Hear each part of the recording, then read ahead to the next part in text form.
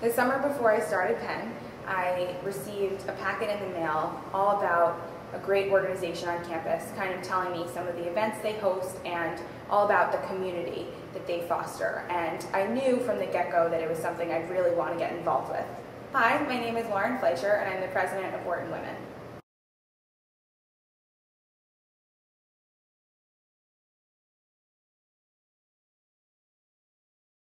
I graduated as an undergrad in 2003. 1981.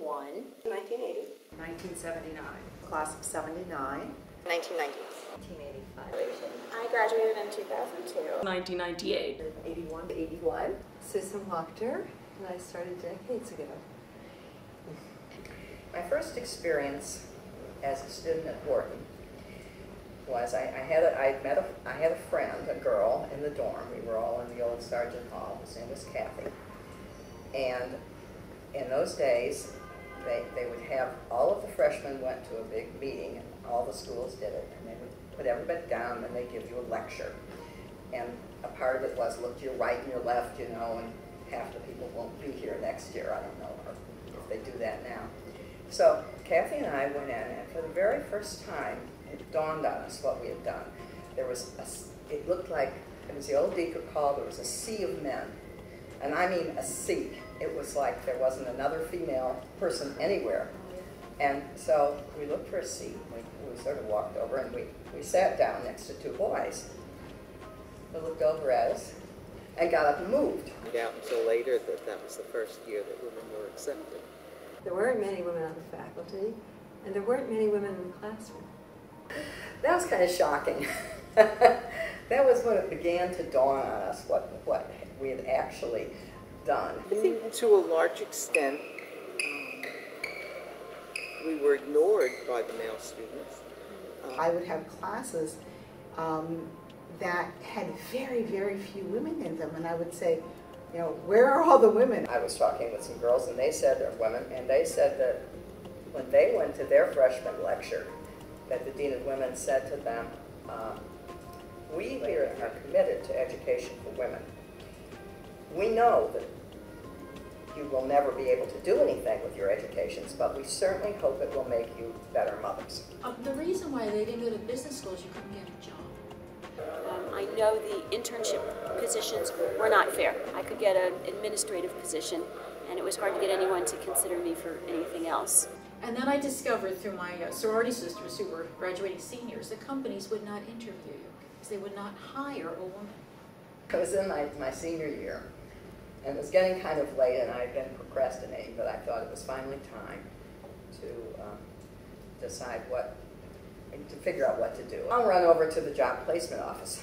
So I went in, and there was now that I think about it too, I don't think any of the other girls did that. I don't know. Maybe they got married. I'm not. Anyway, I went in, and the woman was standing there, and I said, you know, I'm in the graduating class at Wharton. I graduated, you know, my degree will be in economics. I have a minor in corporation finance. I'd like to, you know. And she said, how fast can you type? So much of life, when it comes to social change, when you look back and you say, well, it was like that. But, you know what, we just accepted it. So it's people who don't accept it that makes it And I said, type. I said, I can't type, which I couldn't. I always hired somebody to do my papers. And she said, well, you'll have to learn. And I said, I will never learn. Remember at the time, we were about 10% women in Wharton, so we really had to find each other. And it wasn't necessarily an expression of outward feminism, it was seeking people who were like me. And Wharton Women was there to help us. To move in the right direction. And then we made friends that way. It was an enormous change in the 70s. We had a better experience than the women right before us. We became seniors helping those younger students coming along, freshmen and sophomores, for them even to understand better a career path or a curriculum path. So you saw people who were role models, gave you a vision of what it could be. And what I found was we all helped each other out because there wasn't the usual infrastructure. The women who were here were really pioneers, and I think finding each other and supporting each other is important. We were the group that had to transition from the floppy bow tie, the black suit, the floppy bow tie, looking like a man, to finding our own voice. But when it changed, for the first 2 decades, the challenge became that the workplace changed very slowly. It was much tougher at that time, finding my way, and I found a lot of the women that were like me. Once we got there, it was harder for us. There were no women partners, not in the Houston office of 600 people, not in the Philadelphia office of 400 people. And what I found was we all helped each other out. It was supportive, very supportive. I think there were very few of us, and I think the feeling was we want to grow this number. So it was very much, yes, we were small, but it was a very positive, very supportive environment. Activity I was most involved in was actually Wharton Women. So this was in the late 70s, or, early 80s. And I came into school and I had no idea what I wanted to do. And I think, again, back to Wharton Women, if I look at people like Jimmy Hepner or other people that were in leadership roles, they really created an image for me of what could be, right? And got me thinking about what were possible jobs, what were the types of professions that were available. I initially joined Wharton Women so I could have a community. It's really the opportunity to meet other women that were going through the same program that I was going through. And we always had fabulous recruiting events going on and meet and greets, so we would bring different professional women. So it was a real highlight of my Wharton undergraduate experience. The one activity I remember more than any other was a wine and cheese that we put on for the women professors of Wharton. And I don't know why that stands out in my mind, but it does.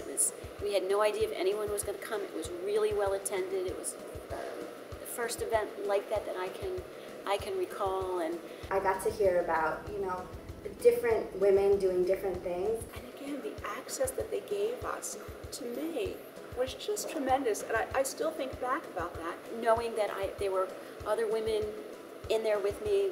And just sitting in that panel and listening to these women and having my management professor, Lori Rosenkopf, moderate it. It was just amazing to listen to these women, and it was great for them to share their ideas, but you could really tell that they were also learning from each other. And after, it was great to see them exchanging their contact information and saying, I can help your business in this way.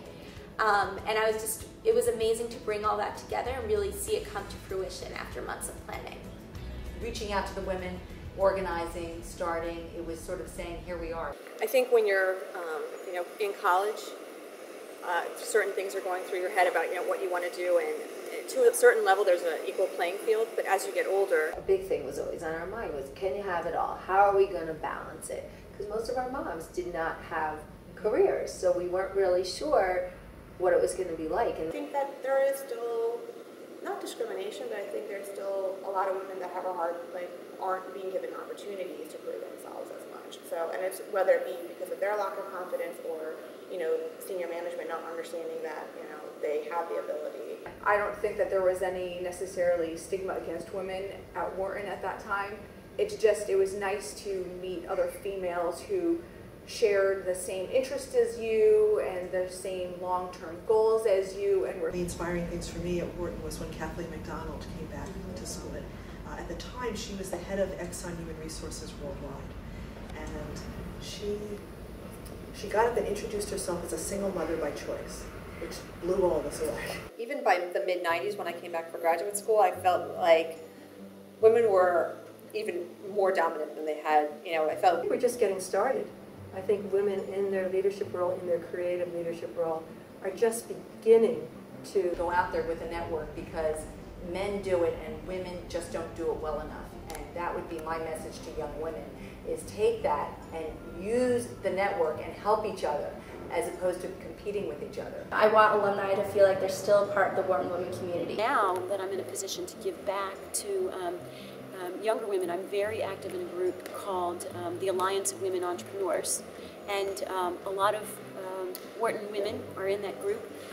And we are focused on connecting, educating, and really supporting women entrepreneurs. I feel like I get asked all the time, what is Wharton Women? What do you do? Or why is it necessary to have a club for women within Wharton? And to me, as I look back at the things that I've read myself, that women were trailblazers when they came here to Wharton. And Wharton in itself was trailblazing in that it enabled women to actively participate in getting a good, solid education so that they could go out and become leaders in the business world. And I just think that's a fabulous thing to know that I was part of that, that I'm still part of that, that I'm helping future leaders come along. And if this documentary helps women understand what their role can be here at Wharton, and that they really do have a wonderful opportunity to participate in the business community, it's a terrific thing. Thank you very much. Thank you. You know, once you're a Wharton woman, you're always a Wharton woman.